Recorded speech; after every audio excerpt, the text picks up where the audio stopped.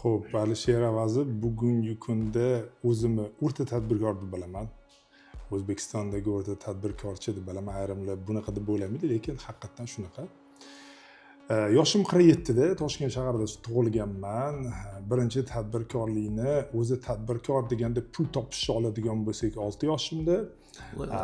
Birinchi biznes, birinchi do'kon ochishim 16 yoshimda, ya'ni 11-sinfda o'qiyotganimda birinchi do'konni ochganman. U bo'lsa ham Maxim Gorkiyda, hozirgi Buyuk Ipak yo'lini yerto'lasida do'konlar bo'ladi. O'sha yerda do'konni ijaraga olib, birinchi do'konim o'sha yerdan ochganman.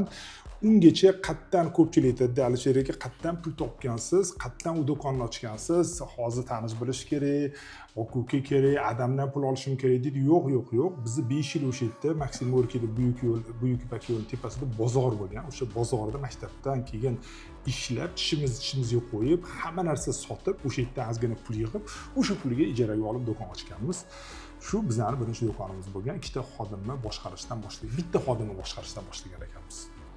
Hozir 40-30 yildan beri xodimlarni boshqarish, 40 yildan beri biznes, ya'ni biznes deganda ish deymiz ingliz tilida.